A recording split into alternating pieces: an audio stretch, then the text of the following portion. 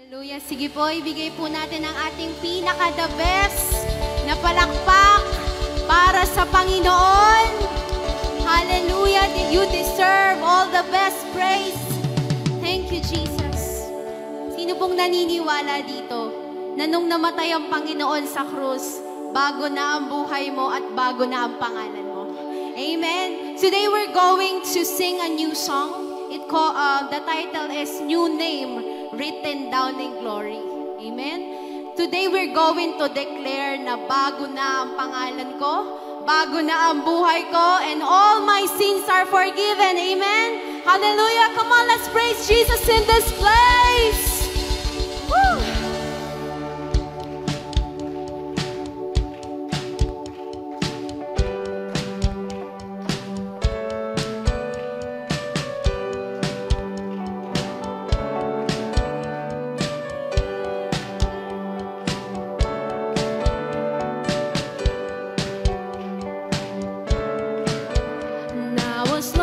Shame could not get past my blame until you called my name. I'm so glad he changed me, Jesus out, but Jesus pulled me out, and I'm no longer bound. I'm so glad he changed me. See, I'm now a new creation in Christ. The old is gone, there's new life. I live by faith, not by sight. There is a new name written down in glory, and it's mine, yes, it's mine. I've met the author of my story, and it's mine, yes, it's mine. Sin has left me blind, but Jesus opened my eyes, and I'm no longer blind. I'm so glad it changed me. Now I'm walking free. I've got the victory. See, it's all over me. I'm so glad it changed me. See, I'm now a new creation is mine. Hallelujah. The old is gone, there's new life. I live by faith, not by sight.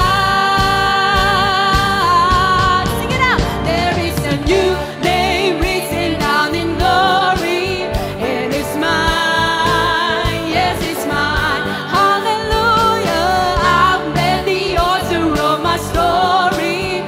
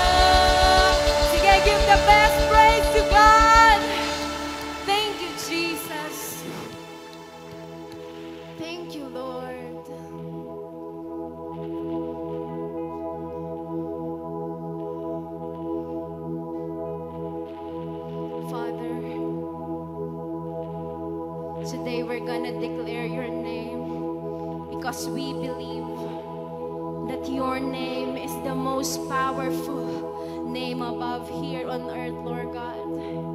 We're gonna speak Jesus over our problems.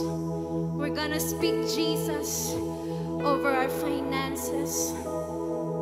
We're gonna declare Jesus over the lives of our children. Amen?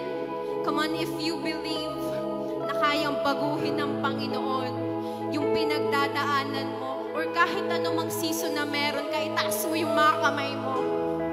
Come on. Hallelujah. Gonna declare Jesus. We're gonna declare Jesus.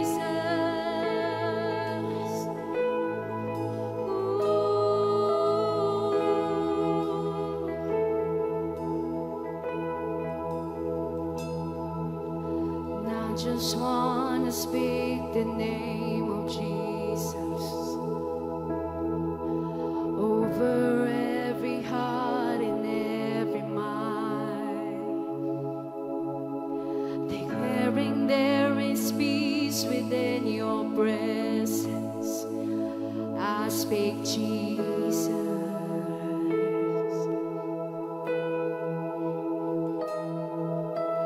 I just want to speak the name of Jesus till every dark addiction starts to break, declaring there is hope and there is freedom. I speak Jesus. Hallelujah. Your name is power.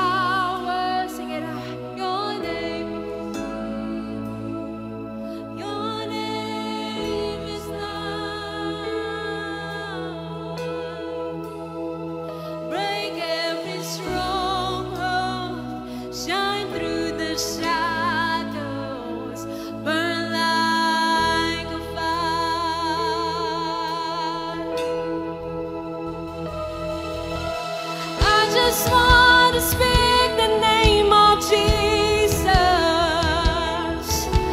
over fear and all anxiety, to every soul held captive by depression. I speak Jesus. We want to speak your name. I just want to speak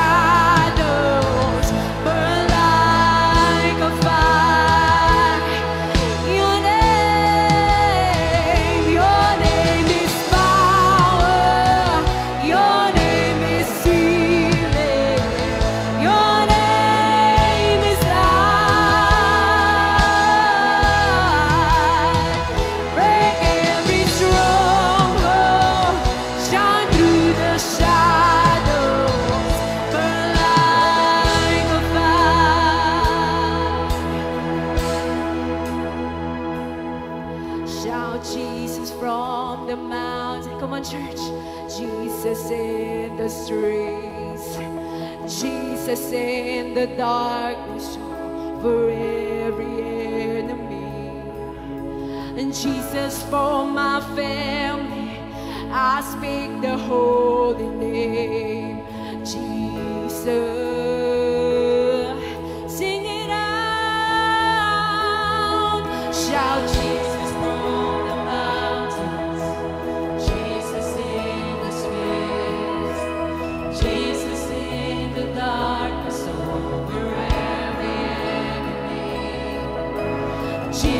for my family.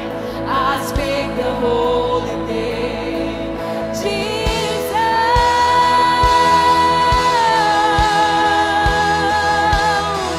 Shout Jesus from the mountains, Jesus in the streets, Jesus in the darkness over every enemy.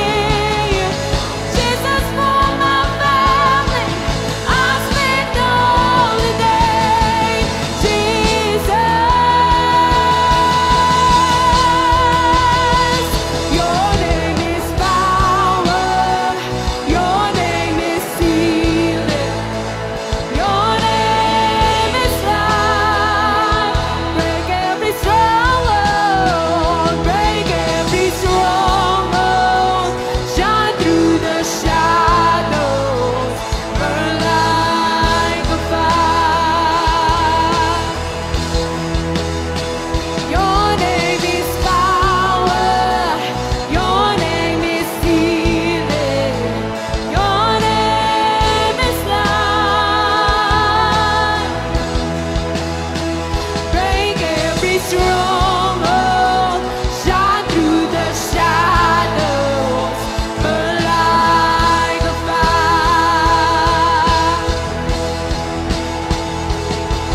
Shout Jesus from the mountains, Jesus in the streets, Jesus in the darkness over every enemy. Jesus for my family, I speak the holy name, Jesus.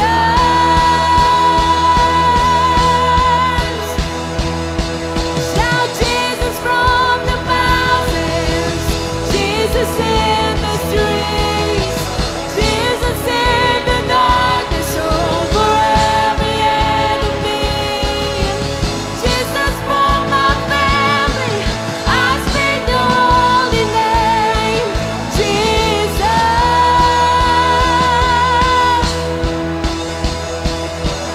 Your name is the highest, your name is the greatest, your name stands above them all, above all thrones and dominions, all powers and positions. Your name stands above them all. Sing it out. Your name is the highest, your name is the greatest, your name stands above them all, above all thrones and dominions, all powers and positions. Your name stands above them all, and the angels cry, holy. All creation cries, holy. You were lifted high, holy, holy forever. Thank you, Jesus. Hear your people sing, holy, to the King of Kings. Holy, you will always be. Holy, holy forever. Sing it out, and the angels cry, holy. All creation cries, holy. You are lifted high, holy, holy forever. That's your name. Your name is now. Come on, declare. Your name. You deserve everything, God. Your name Sino mo naniniwala na may gagawin na napakabuti ang Panginoon sa bawat isa sa atin? Let me go directly to the Word of God, Isaiah 43 verse 1. Ano po sinasabi ng Isaiah 43 verse 1? But now, thus says the Lord. Sino daw nagsabi? Who created you, O Jacob, and He who formed you, O Israel. Fear not, for I have redeemed you. I have called you by your name. You are mine. Para pa natin na Panginoon, you will be seated in the presence of God. Maraming salamat. Jess, would you please stay there?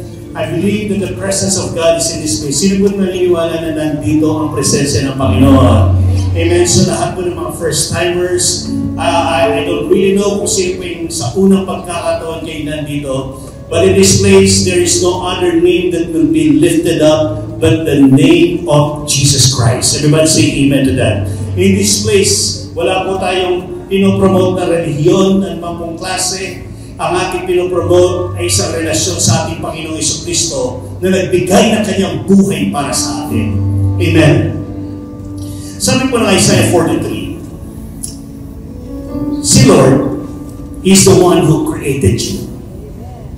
Si Lord, He is the one who formed you. Si Lord, He is the one who redeemed you. Si Lord, ang sabi niya, I have called you by your name. Pwede mo tawagan mo katabi mo? Yung pangalan niya, Destiny. Maria Lourdes Cruz Liwanag. What kind of name do you have? This is my question. Bakit kaya kapag nagpipray tayo sa dulo, meron tayong in Jesus' name? Have you ever asked that question? Bakit pag wala kang pera na papa, in Jesus' name ka sa bulso? Amen? Bakit pag nag-aaway kayo mag-asawa, napapa, in Jesus' name ka? You know why? Because the truth is there is power in the name of Jesus. Ngayong araw nito, nais ko po na magkaroon tayo ng pangunawa. Because if you don't understand why you pronounce the name of Jesus, hindi mo talaga nauunawan, hindi mo naiintindihan, alam niyo, anong kwenta ng ating pong pagsasabi ng in Jesus' name if we don't have understanding? Today, my goal is for each and every one of us to understand. Everybody see the word understand. Alam niyo, yung bata po kami, nakasakay kami sa jeep. Sino po dito yung nakasakay ka na sa jeep? Tapos yung katabi mo, minumura yung katabi niya. Pero pag napadaan sila sa church, mangros na, di ba? And there's nothing wrong with that. Pero pagkatapos ng mangros, malagkas na naman. You know why? Because they do not understand. Come on? Because pwede mong sabihin in Jesus' name sa pamilya mo, pero kung hindi mo naintindihan, wala rin. It's just mere religion. It is just a mere, tradition. Tradition namin mag-in Jesus' name pagkatapos mag-pray. Tradition namin na manguros kami kay Batman. Suminahin kami church. Tradition namin yan. But listen, without understanding, there is no power. Even if you say in Jesus' name sa bulsa mo, kung hindi mo naintindihan bakit sinasabi mo yan, there is no power. That's why ang sabi ng Word of God, you have to understand, the one who created you, the one who formed you, the one who redeemed you, is the Lord, the triune God, the God Father, Son, and the Holy Spirit. Amen. In other words, a name that is detached in the name of Jesus is no name. Kahit gano'n pa kaganda ang pangalan mo, Felix, kapag detached yan sa name of Jesus, it's a no name. Amen. Kahit gano'n pa kaganda ang pangalan ng City Sanctuary, without the name of Jesus in this church, it's just a sanctuary, but there is no holiness because holiness comes from Jesus Christ. So, meron po tayong dapat maintindihan today is the word and the title of my message, in Jesus' name. Sabihin mo sa kanya mo, hawakan mo siya. Sabihin mo sa kanya, in Jesus' name. When we utter the name of Jesus, things start to happen. May nangyayari. When we say the name that is above every name, then things start to happen. May nangyayari kapag sinasabi natin, binabanggit natin, sinasalita natin ang kapangyarihan ng pangalan ni Jesus. Because only the name of Jesus will give meaning and purpose over your name. Walang purpose ang buhay ang pangalan ni Junel kung hindi nakadikit ang pangalan ni Hesus Kristo sa aking buhay. Anong katuturan ng pangalan mo, Ryan, kung wala naman si Jesus sa buhay mo? Come on, everybody say amen to that. You know, yesterday, kami po yung nag-dedicate ng isang bata. Her name is Alex Praise. Nandito ba siya? Amen? Nandito siya. Nagipag-church na muna sa taas. Anak po siya ni Mr. Ifuel. Si Brian, ano po. At sabi ni Brian, alam niyo ba, trivia, ang anak ko na si Alex, pinangalan sa akin, strong, sabi niya, defender. Because Alex means defender and strong. And the name Praise, it means Judah. Judah is one of the tribes of Israel. One of the tribe of Israel. At ang pangalan na Praise, it means worth, may value. At habang ako po ay nagde-dedicate sa kanya doon sa ADM, amen, special mention, alam niyo po ba na I'm so glad kasi we know how to name names and we are very intentional with names. So yung dito pag may anak ka, papangalan mo sa kanya, Judas. Who does not go to church, di ba? Who does not give their offering. Grabe, Judas talaga, di ba? Pero hindi natin gagawin yan. We're so intentional with names. Alam niyo po, research ko yung mga pangalan ng aking pamilya. Research ko yung pangalan po ni Pastora Malu. Alam niyo ba ang pangalan ni Pastora Malu? Maria Lourdes. Maria means beloved and lovely. Amen? Maria, it means beautiful. Hallelujah. Sa balat ng lumpia. Lourdes, it means, it pertains to our Virgin Mary. Amen?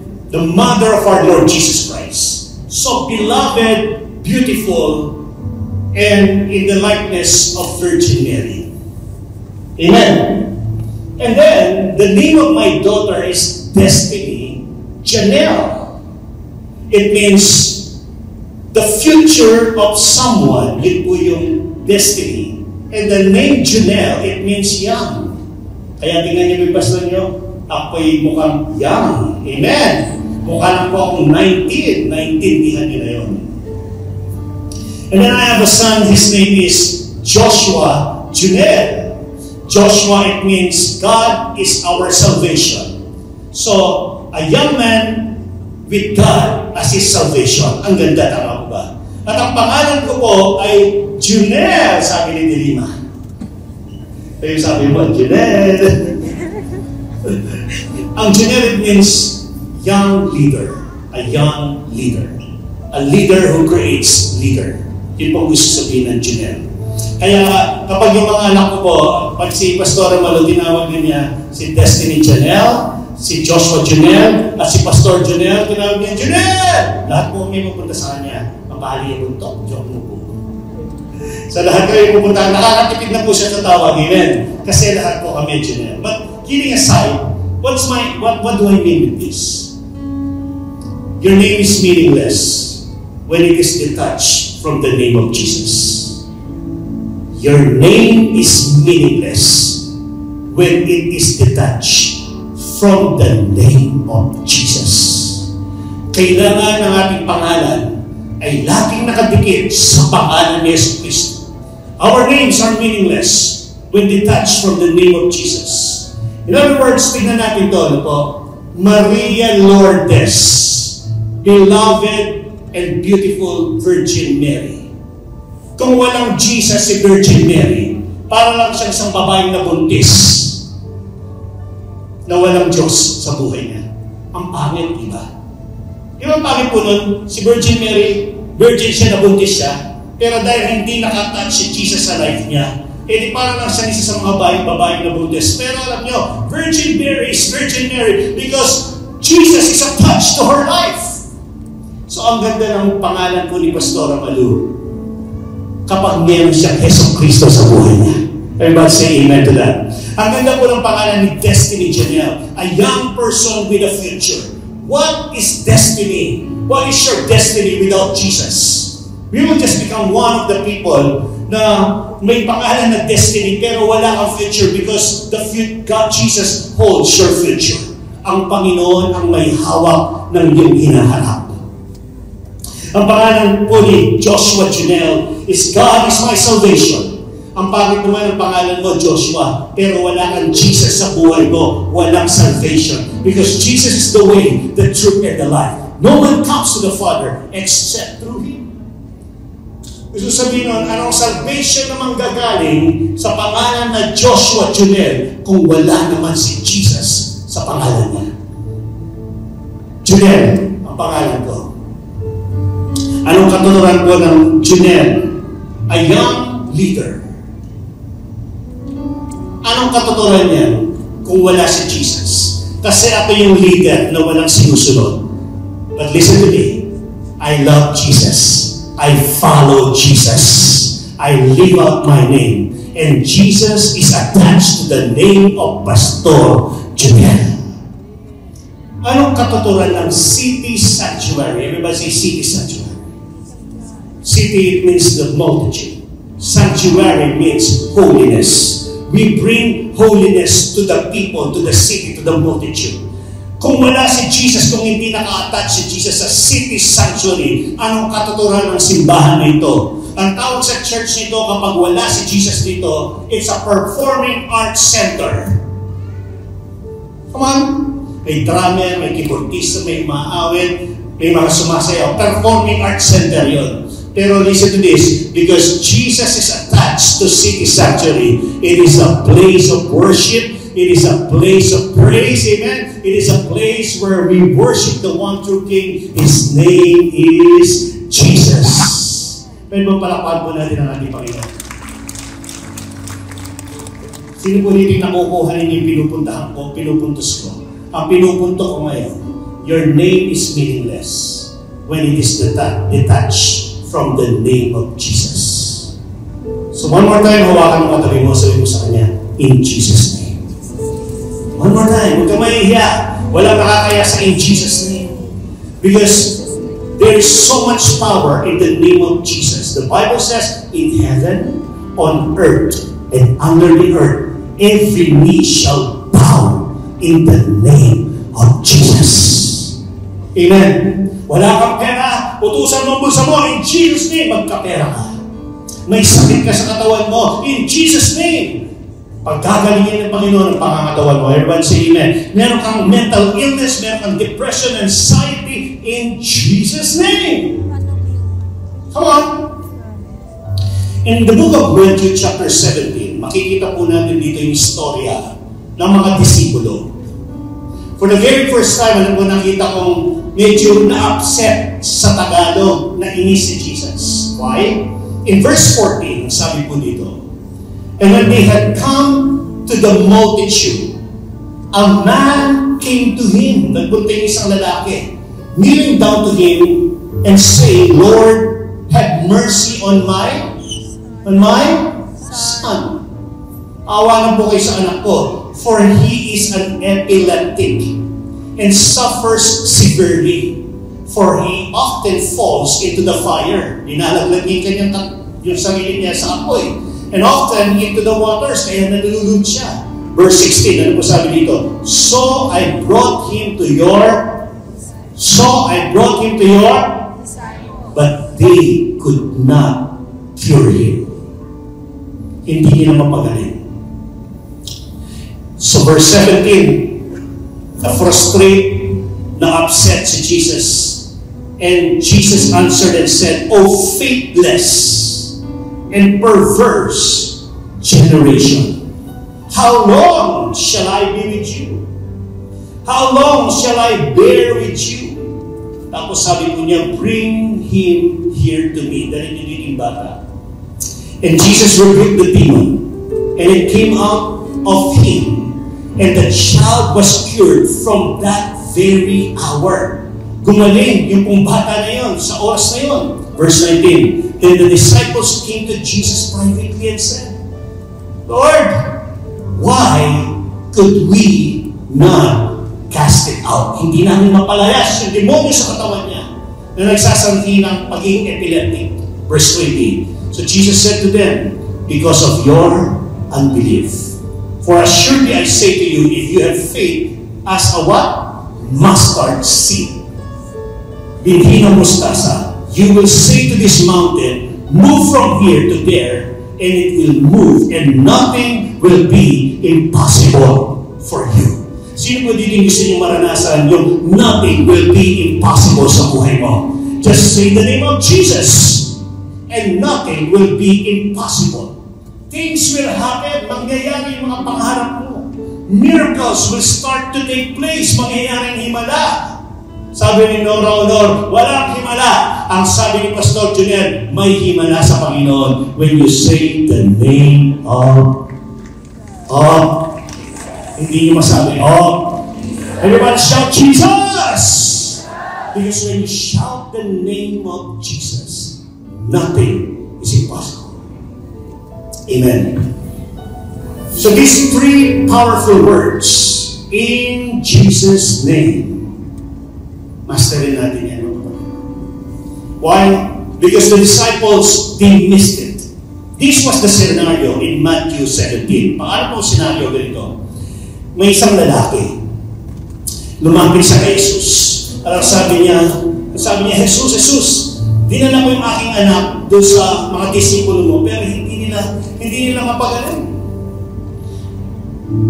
So, si Jesus, hindi niya kasama ang kanyang mga disipulo nung pinapagaling ng mga disipulo ang bata na yun. Did you hear me? Sumunod po kayo sa kwento.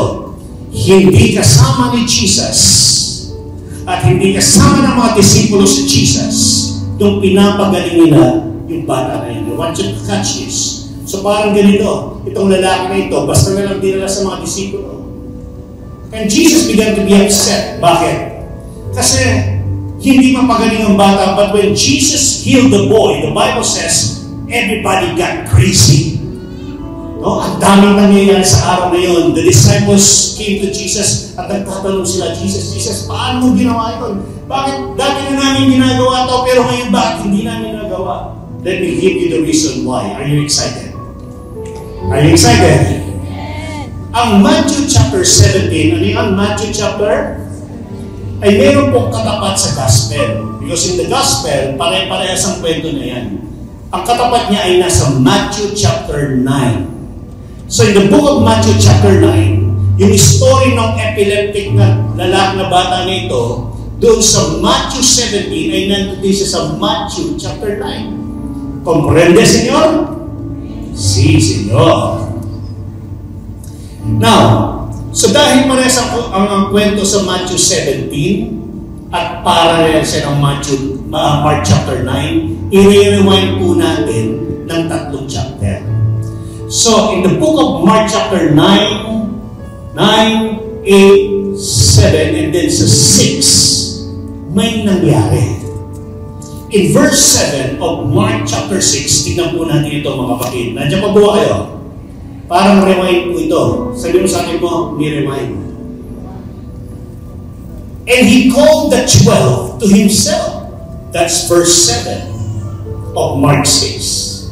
And began to send them out 2 by 2. Happy. Sino po hindi gusto mong i-send out ka ng 2 by 2? Parang ganito. Okay, Peter, kasama mo si James, sa akin dalawa. Tapos sabi niya kay Thomas, kasama mo si Judas, di ba? Sabi, ayaw kasama yan. Amen. So he sent them 2 by 2 and gave them power. Sabi natin sabay-sabay, power. And gave them power over unclean spirits. Mark chapter 6 no. So they went out and preached that people should repent. Sa verse 12, as I jumped. Verse 13, and they cast out many, demons, and anointed oil many who were sick and healed them. Now, tingnan nito. Anong chapter to? Mark chapter 6. 6. Tama po ba? It means may nangyayari na sa Mark chapter 6. Marunong na silang mag-lay hands. Marunong na silang mag-pray. nakakapag-cast out demons na sila. Sa Mark chapter 7, ganun ang ginagawa na. Mark chapter 8, ganun. And then suddenly, Mark chapter 9, hindi nila mapalayas ang demonyo. Frustrated talaga. Kung parang sabi nila, Lord, bakit kaya? Paano nangyari? Why it wasn't working? Bakit, Lord, siya yumaman? Bakit, Lord, siya pinagaling mo? Bakit sa akin hindi nag-work? Bakit sila pinagpala mo? Bakit ako? Napali ko. Paligpig palaan. Hindi ako pinagpala. Come on. Anybody here, pumasok sa isip mo yan? Bakit siya pinagaling? Ako hindi pinagaling. And the disciples here, they were so frustrated. Because one time in their life, they have done it. Now listen to this. There's a big difference between these two words. Ito yung hindi. We've done this before, and we can do it again. Huwag mong gagawin yan.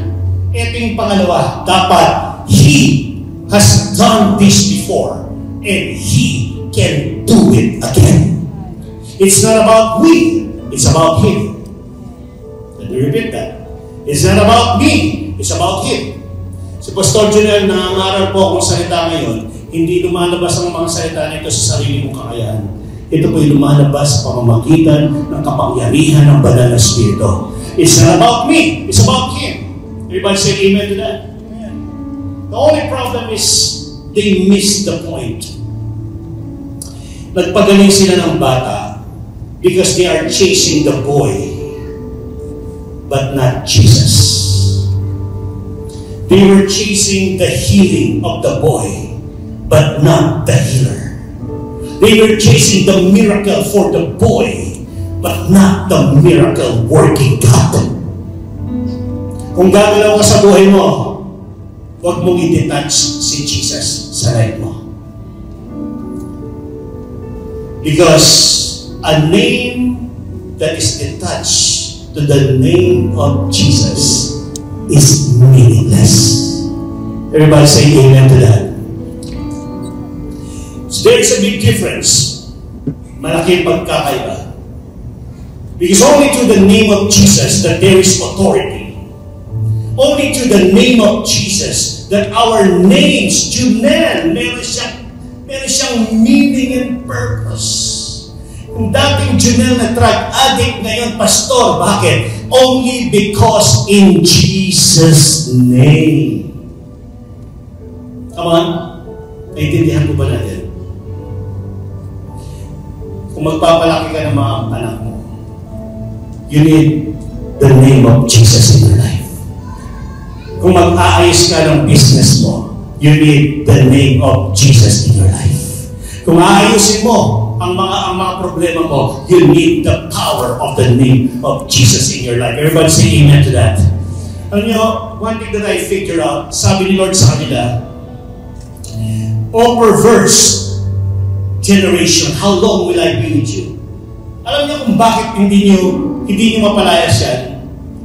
Because you need a faith. Everybody say faith, pananampalataya. Just like a mustard seed, kasing laki ng butil ng mustasa. Now listen to this. I want you to understand this. Well, what is knowledge? Knowledge is knowing the facts in life. Okay? Knowledge is facts. Okay? For example, may knowledge ako, tubig ito. That's a fact. But wisdom is this. Alam ko may tubig, nauuhaw ako, bubuksan ko ito, ina-apply ko ang importance ng tubig. That's wisdom. Everybody say amen. But what is knowledge and wisdom without Jesus? Ang kailangan natin mga kapatid is what we call godly wisdom. Everybody say godly wisdom. Yung habang iniinom ko ito, alam ko nang bakit ito'y galing sa Panginoon. Amen. Godly wisdom is knowing what to do with those facts while following Jesus. Amen. Knowledge without wisdom is pointless. But wisdom without faith is powerless.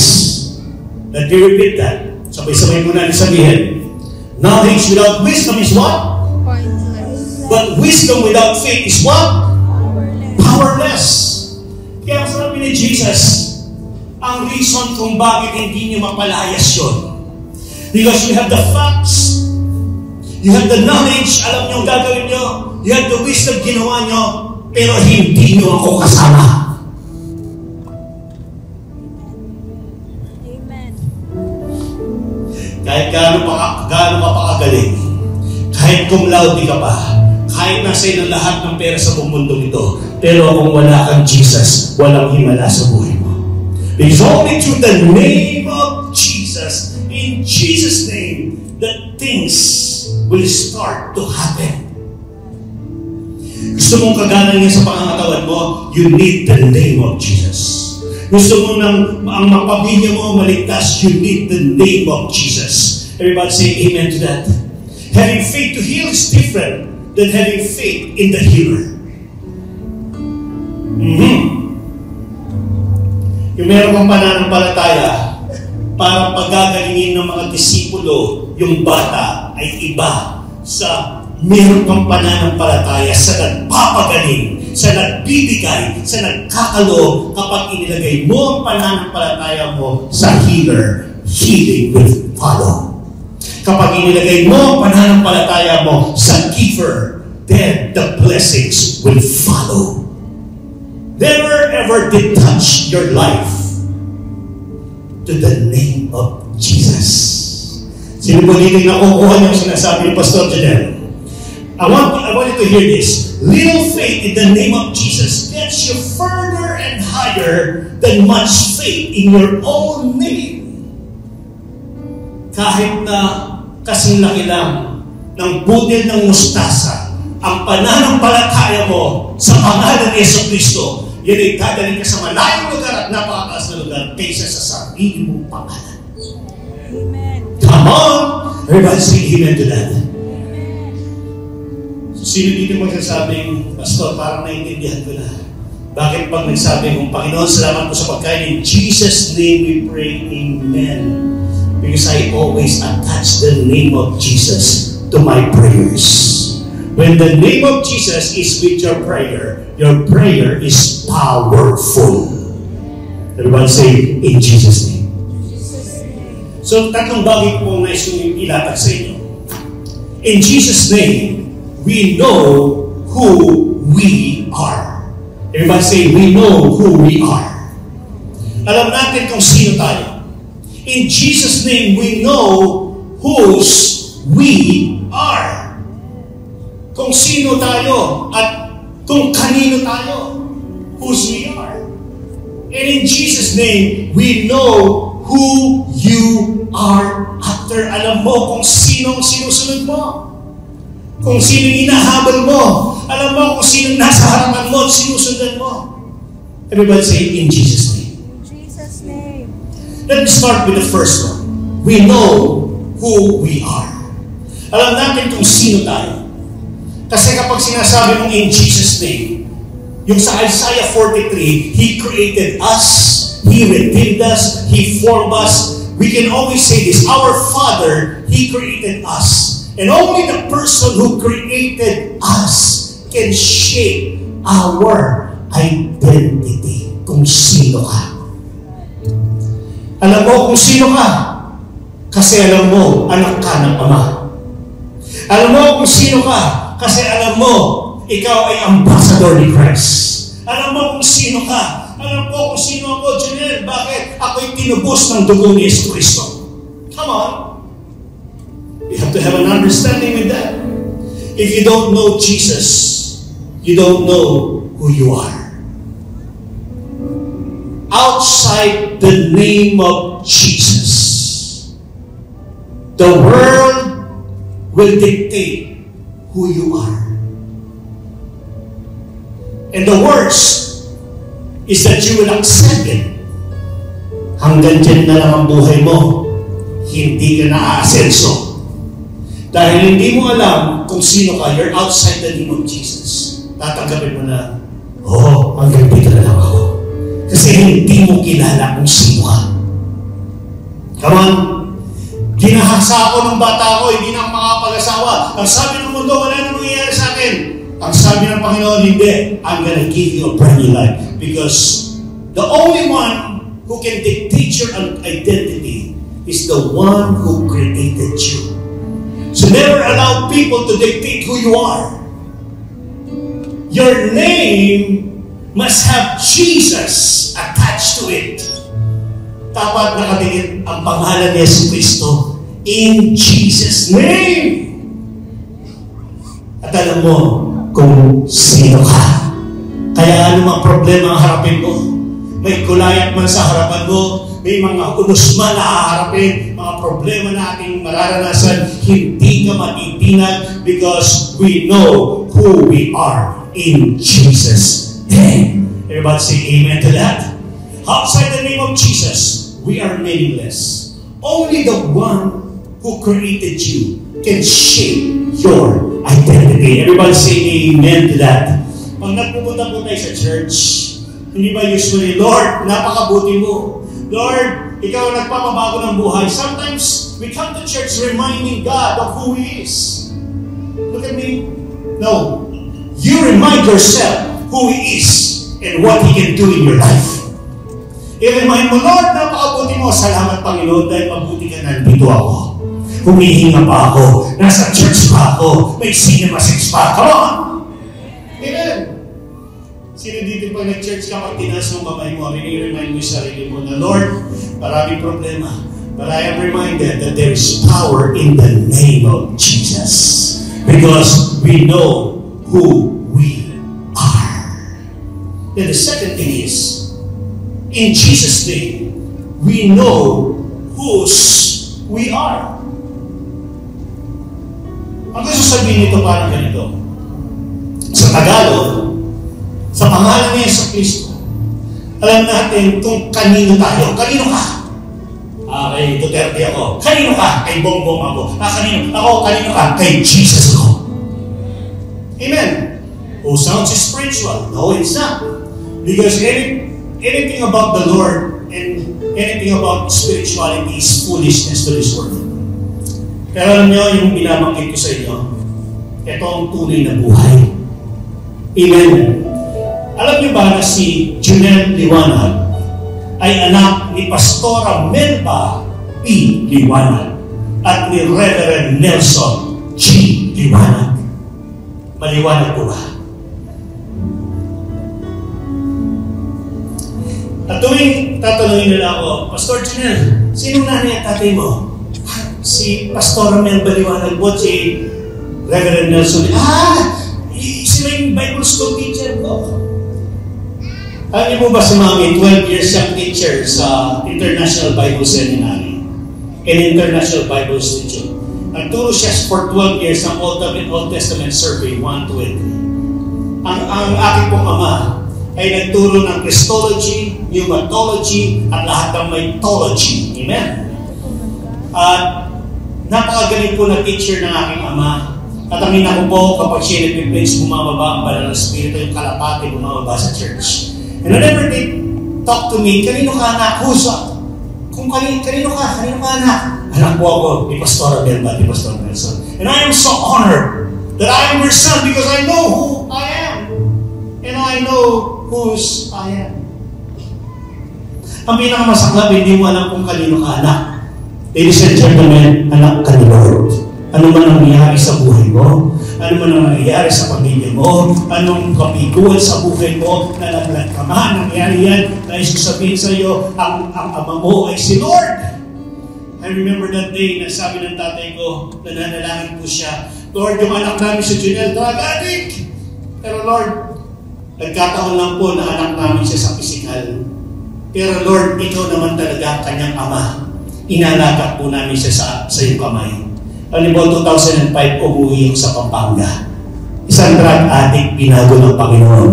Ngayon, isang pastor na addict na kay Lord. Bakit? Because I know who's I belong to God.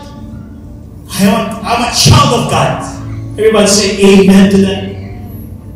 And I want to assure you, you have to know this. Ang El Shalom City Sanctuary, we are one of the root yung ugat ng Kristyanismo dito sa Pampanga.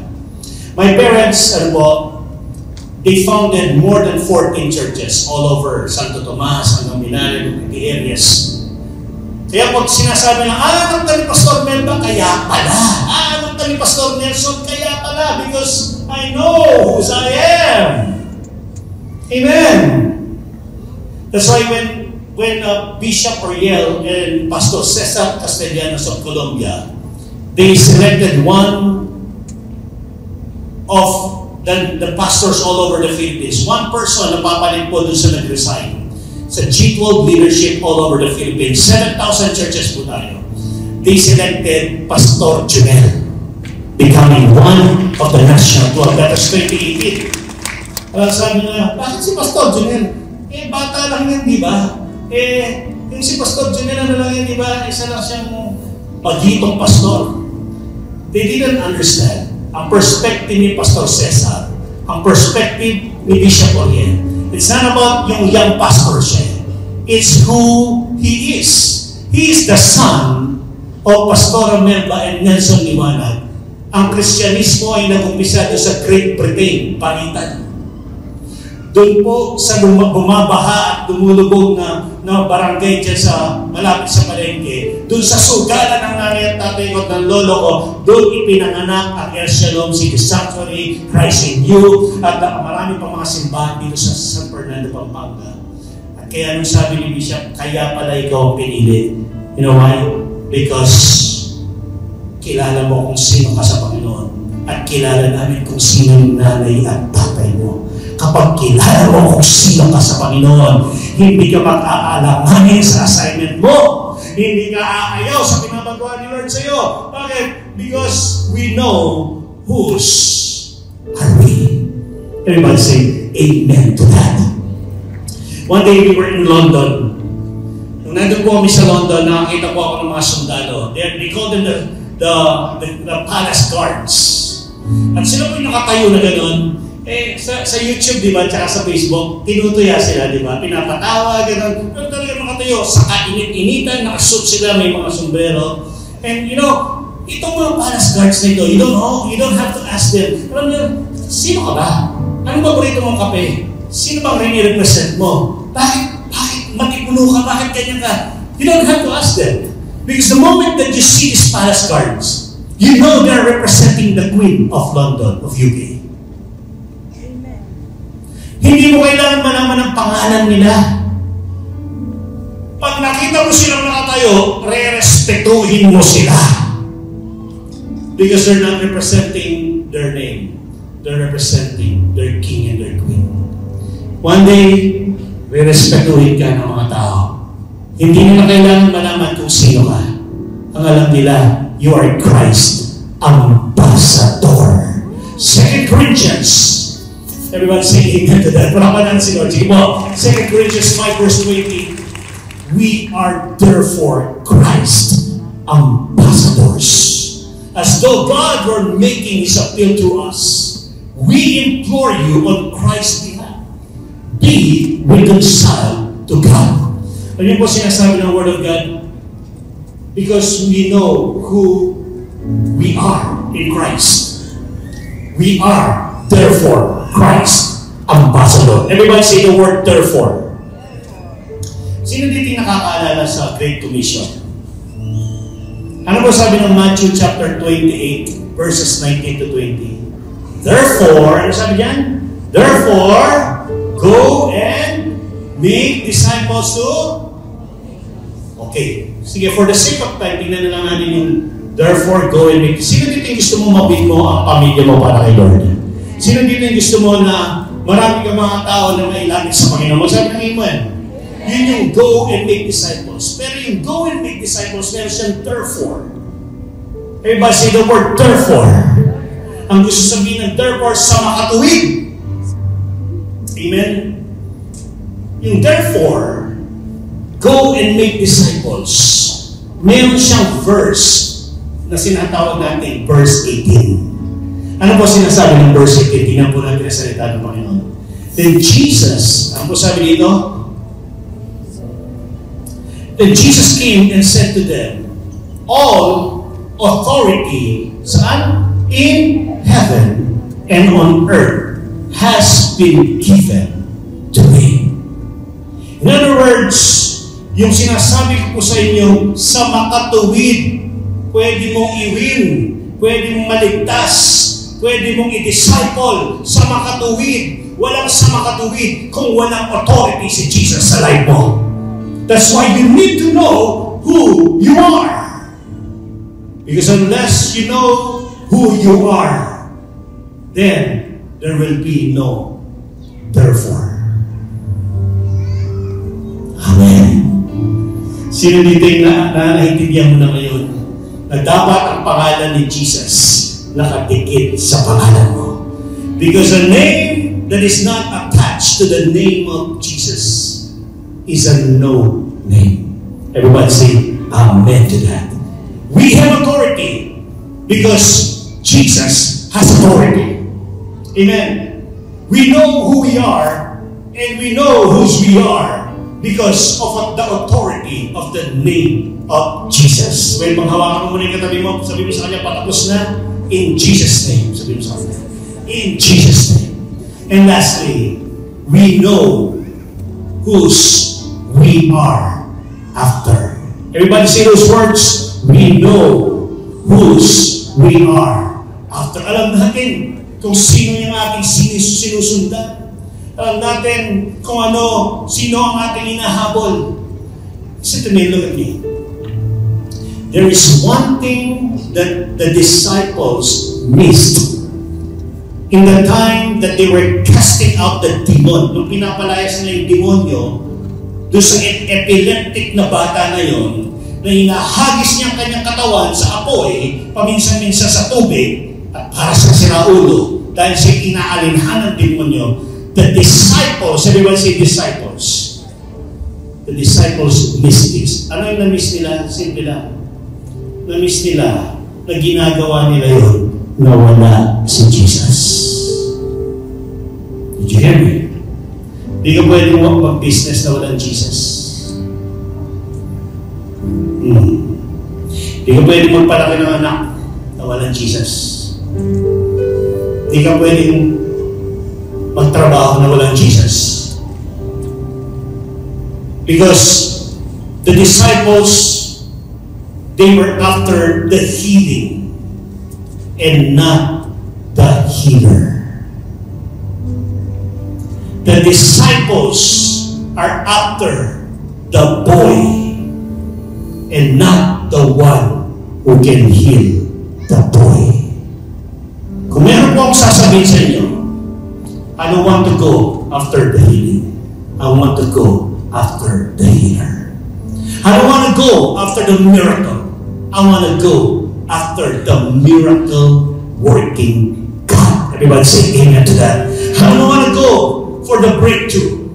I want to go after the one who gives me breakthrough. And his name is Jesus. Pwede malapag po natin Panginoon. I want to call my wife here real quick. At nice kong marinig ninyo how the Lord, by the name of Jesus, that she was healed. She was healed physically and she was also healed emotionally. Palakpan po natin ang Panginoon sa buhay ko na aking wife. Amen. Sadya napaka-powerful ng pangalan ni Jesus. Now, when I was, nung nagkaroon kami ng, nung na-meet ko siya and nagkaroon kami ng boyfriend-girlfriend relationship nang wala pa sa oras, there was a time na, it was a time na pinaghiwalay kami ng family namin. And so during that time, I was so depressed. Sobrang anxiety ko, sobrang takot ko. And siguro natatakot ako for my future na, Lord, ilang taon na po ako, babalik na naman ba ako dun sa may manliligaw sa akin, may yung mga ganon. Ayoko po ng mga Meksikano, Amerikano, Negro. Gusto ko po yung mga Kapampangan, Pilipino. No? Yung time na yun, sobrang nag-iisip ako to the point na na-stress ako. So nagkaroon po ako, bumaba yung immune system ko, and I had Bell's palsy.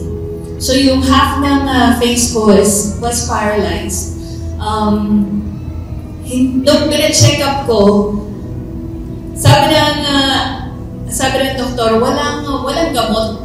Walang gamot sa Bell's palsy. All you need is a therapy. So dun sa therapy, we cannot assure you if you're gonna regain yung face mo or mananatili kang magkaroon ng Bell's palsy. Hulaan niyo po. Hulaan niyo po, nahil ako. Nahil naman po ako, praise God, nandito na po yung aking beautiful face. Si Lord po ang nagpagaling sa akin. I'm a nurse by profession. So alam ko kung ano yung kailangan i-take para ma-heal yung Bell's palsy. Pero nung time na yun, sinabi lang yung doktor sa akin, walang treatment doon sa Bell's palsy na meron ka. But I stood on the power of the name of Jesus. Kasi alam ko, alam ko may pangalan ang gamot, pero mas makapangyarihan ang pangalan ni Jesus. So that time, I was healed. And then after that, nag-work ako. Sobrang na-focus ako sa work. Nung nag-work ako, nagkaroon ako ng trauma doon sa aking spine. Binuhat ko kasi yung pasyente at saka yung oxygen tank. Ang nagkaroon ako ng spinal disc problem sa spine ko. And during that time, nung na-CT scan yung back ko, kasi hindi ako makalakad, hindi ako makatayo, it was so painful. So, nung pina-check ko, pina-CT scan ko, yung part ng lumbar area ko, yung laman ng spine, lumalabas. So, hindi talaga, parang naiipit na nagkakos ng numbness at saka tingling ng lower extremities ko. So, hindi ako makalakad, hindi ako makawork. Pero, at the same time, ang lunas lang is therapy and surgery kung hindi siya maalis. So sabi ko, Lord, andito na naman tayo. No? That's my source of income, yung aking magiging nurse. So sabi ko, Lord, magtitiwala lang ako sa kapangyarihan ng pangalan mo. And then after that, hindi ako nakapag-work, pero nag-open po yung boss ko ng isang work, ng isang job na hindi po nagre-require na tumatayo, hindi nagre-require na nag-take care ng patients. So nag-open sila ng work with the same rate na meron ako. Kung $70 per hour ako, nakaupo lang po ako, ito yung nagtatrabaho, yung click, click, click, click, click, click. No? $70 per hour, nag-open ng job just for me, para hindi ako mawalan ng trabaho. So yung favor ni Lord, when we speak and declare the name of Jesus, His favor, His healing, His blessing will flow. Some years after that, nalaman ko nung time na nagbubuntis ako, I prayed for a baby. Nag-pray po kami, it took 3 years bago kami magka-baby. And when that happened, nabuntis ako, si Destiny, nung pina-check siya, sabi nila, yung baby mo will come out more likely may Down syndrome because of my age, advanced age na kasi ako noon. I was 34 years old. So sabi niya, magkakaroon ng Down syndrome yung anak mo. So sabi ko, para ma-confirm yun, gusto nila kumuha sila ng amniotic fluid para malaman na may Down syndrome. Kapag may Down syndrome, i-abort kasi magiging liability siya sa government ng Amerika. So, sabi ko, I don't want, mag-waive ako doon sa ini-instruct ng doctor na gawin ko. Because I believe, the Lord, the power of the name of Jesus is, He has, I have witnessed the power of the name of Jesus before. So if He did it again, He did it before, He can do it again. Amen? So nung time po yun, sabi ko, hindi pwede. We will just believe, we will have faith on the healer. So, nung time na yun, sabi ko, hindi magiging walang Down syndrome yung baby ko. Lumabas yung baby ko, tingnan niyo naman po, ang ganda-ganda ng aking destiny, kanyang siliwanag. May Down syndrome ka ba, anak? Wala. No? Wala siya, napakatalino. And alam niyo po, during that time, before I was going to deliver her, 3 months before that, na-diagnose ako with cervical cancer. Yung early stage ng cervical cancer. So, kailangan i-take out yung part ng cervix ko bago siya ma-deliver. No? And yung time na yon, it would really trigger a contraction na pwedeng malus si Destiny. So, pinatanggal ko siya. Nag-take risk ako because I believe kahit na sinasabi ng doktor, magko-contract yung baby mo, yung matris mo, lalabas yung baby mo. But I took faith. I have faith in the power of the name of Jesus. So after that, lumabas, no? Walang na trigger na contraction, everything went well. Yung kung ano yung pinapaniwalaan ko sa kapangyarihan ng pangalan ni Jesus, everything, no, lahat ng bagay, I was delivered, I was healed, and alam niyo po, because of that, no, yung nag-decide talaga ako, if Jesus had done a lot of miracles in my life, what can I give Jesus back in my life? So nag-decide ako ng Lord, ang buhay ko, para kay Jesus, para sa'yo na lang. That's why when Bishop Oriel told us, sige, umuwi tayo ng Pilipinas, I said yes. Kasi this life is not here kung wala ang pangalan ni Jesus. So now, I am serving the Lord. May mga instances na marami pa rin struggles. Even yung when my Joshua was born, hindi siya nagsasalita, 3 years old na, Lord, I have experienced the power of your name. I am living for your name. So now, Lord, heal my child. Alam niyo po, hindi nagsasalitaan ako. Ang first word niya, Rrrr. Pero ngayon, sobrang daldal po ng anak ko. Hindi mo na napakadaldal po ng bata niya. God's powerful hand is upon us. No, the name of Jesus is so powerful. I have high respect. I have high honor in the name of Jesus. So, everything na ginagawa namin, Jesus' name is lifted up. All because of Jesus' name. I want you to stand on your feet right now. Acts chapter 3, verse 6. This was the time that Peter and John, they were together. At meron po silang lumpo na na-encounter sa gates of Jerusalem. At lilimos po itong lumpo na ito. Pero ang sinabi po ni Peter and John sa verse 6 ng Acts chapter 3. I want you to read this with me. And Peter said, silver and gold I do not have. Wala akong pera. But what I do have, I give you. In the name of Jesus Christ of Nazareth, rise up and walk. Suddenly, yung lumpo tumayo. Suddenly, yung may problema, nagka-future. Suddenly, yung isa na nandito ngayon because of the power of the name of Jesus. Wala ka ng future, hindi mo alam kung sino ka, you don't have your own identity in Christ. Because of the power of the name of Jesus, the Lord will heal you today. Everyone say amen to that. No worries, church. Honoring God with our wealth had been made efficient. Now, you can also send your tithes and offerings through these easy ways. You can send it to our BDO bank account, City Sanctuary Eastgate Church Incorporated, with the account number 00435 020 5732.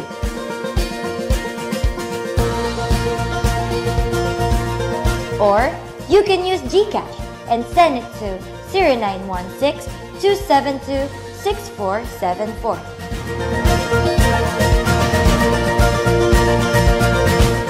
Thank you for your seeds of generosity that are given out of love and appreciation to the Lord who is our source. Through this giving, we declare 2 Corinthians chapter 9 verse 11 in your life. You will be enriched in every way so that you can be generous on every occasion. And through us, your generosity will result in thanksgiving to God.